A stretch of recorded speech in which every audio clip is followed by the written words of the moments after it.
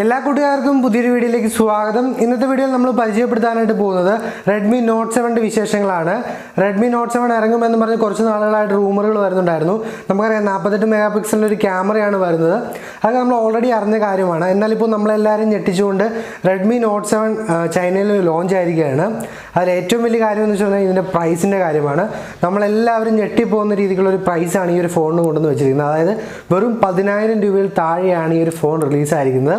അപ്പം ഇന്നത്തെ വീഡിയോയിൽ നമ്മൾ നോക്കാനായിട്ട് പോകുന്നത് Redmi Note 7 വിശേഷങ്ങൾ എന്തൊക്കെയാണെന്നാണ്. അപ്പോൾ നിങ്ങൾ ആദ്യമായിട്ടാണ് നമ്മുടെ ചാനൽ വീഡിയോ കാണുന്നതെങ്കിൽ ഇതുപോലുള്ള വീഡിയോസ് ആദ്യമേ ലഭിക്കാനായിട്ട് നമ്മുടെ ചാനൽ സബ്സ്ക്രൈബ് ചെയ്ത് ബെല്ലൈക്കൺ ഓൺ ചെയ്ത് വെക്കുക. അപ്പോൾ നിങ്ങൾക്ക് വീഡിയോ ഇഷ്ടപ്പെടുവാണെങ്കിൽ ലൈക്ക് ചെയ്യാനും ഷെയർ ചെയ്യാനും മറക്കരുത്. അപ്പോൾ നമുക്ക് നേരെ വീഡിയോയിലേക്ക് പോയേക്കാം.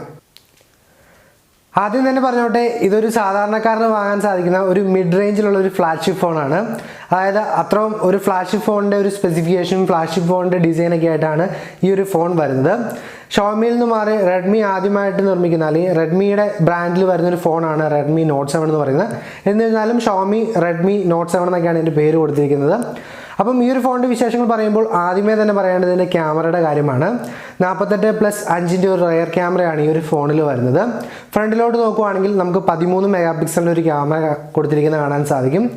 അതുപോലെ തന്നെ നമുക്ക് ഈ ഒരു ഫോണിൻ്റെ പ്രൊസസ്സറും കാര്യങ്ങളും നോക്കുവാണെങ്കിൽ സ്നാപ്ഡ്രാഗണിൻ്റെ 660 ആണ് ഈ ഒരു ഫോണിൽ പ്രൊസസ്സറായിട്ട് കൊടുത്തിരിക്കുന്നത്.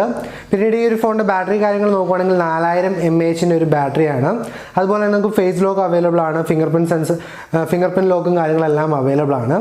എന്തുകൊണ്ടും ഇപ്പോൾ ഡിസൈനിൻ്റെ കാര്യം നോക്കുവാണെങ്കിൽ നോർമൽ ഷവോമിയുടെ ഫോൺ അല്ലെങ്കിൽ റെഡ്മിയുടെ ഫോണിലൊക്കെ കണ്ടുവരുന്ന ഒരു നോർമൽ ഡിസൈൻ ഉണ്ടായിരുന്നു. അതൊക്കെ മാറ്റിയിട്ട് വളരെ ആര് കണ്ടാലും ഒന്ന് നോക്കി പോകുന്ന ഒരു സുന്ദരിയായ ഫ്ലാഗ്ഷിപ്പ് കില്ലർ എന്ന് നമുക്ക് ഈ ഒരു ഫോണിനെ വിശേഷിപ്പിക്കാം.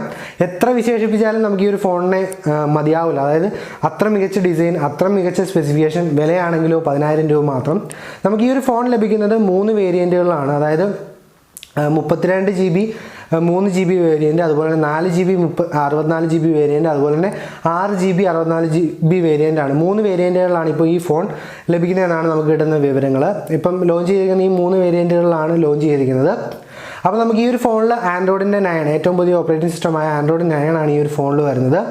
അപ്പം നമുക്ക് ഈ ഒരു ഫോണിൽ പിന്നെ ഡിസൈനിൻ്റെ കാര്യം പറയുമ്പോൾ ഒരു കാര്യം പറയാൻ വിട്ടുപോയി. നമുക്കൊരു യു ഷേപ്പിലുള്ള ചെറിയൊരു നോച്ചാണ് ഈ ഒരു ഫോണിൽ കൊടുത്തിരിക്കുന്നത്.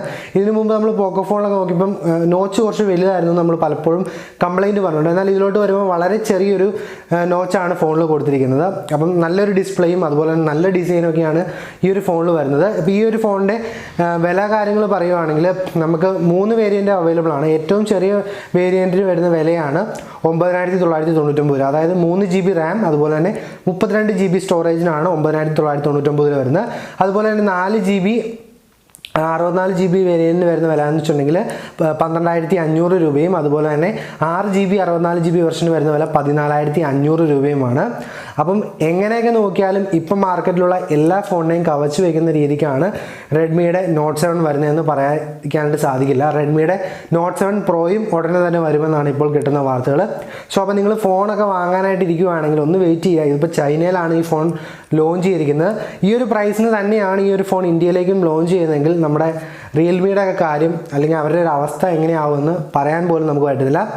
എനിവേ, ബാറ്ററിയുടെ കാര്യം നോക്കിയാലും ഡിസൈനിൻ്റെ കാര്യം നോക്കിയാലും ക്യാമറയുടെ കാര്യം നോക്കിയാലും ഏത് കാര്യം നോക്കിയാലും മറ്റെല്ലാ ഫോണിനെയും കവച്ച് വയ്ക്കുന്ന രീതിക്കും വിലയിലുമാണ് റെഡ്മിയുടെ Note 7 വരുന്നത്.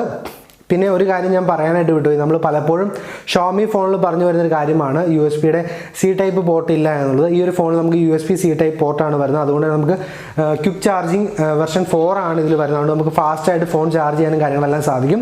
അപ്പം ഇനി നിങ്ങളൊരു ഫ്ലാഗ്ഷിപ്പ് ഫോൺ വാങ്ങാനായിട്ട് പ്ലാൻ ചെയ്യുന്നുണ്ടെങ്കിൽ ജസ്റ്റ് ഒന്ന് വെയിറ്റ് ചെയ്യുക. ഈ ഫോണിനെ കുറിച്ച് ഒന്ന് ചെക്ക് ചെയ്യുക. വെറും 10,000 കൊടുത്ത് നമുക്കൊരു ഫ്ലാഗ്ഷിപ്പ് ഫോൺ കിട്ടും. അത്ര മികച്ച ഫോണാണ്. പറഞ്ഞിട്ടും വാക്കുകൾ തീരുന്നത്. എനിവേ, നിങ്ങൾക്കും ഈ ഒരു ഫോണിനെ കുറിച്ച് നിങ്ങളുടെ അഭിപ്രായങ്ങൾ താഴെ കമൻറ്റായി രേഖപ്പെടുത്താവുന്നതാണ്. എനിവേ, ഇന്നത്തെ വീഡിയോ ഇഷ്ടപ്പെട്ടാൽ ലൈക്ക് അടിക്കാനും ഷെയർ ചെയ്യാനും മറക്കരുത്. നാളെ മറ്റൊരു കിടിലൻ വീഡിയോയിൽ കാണുമ്പോഴേക്കും ബൈ ഗൈസ്.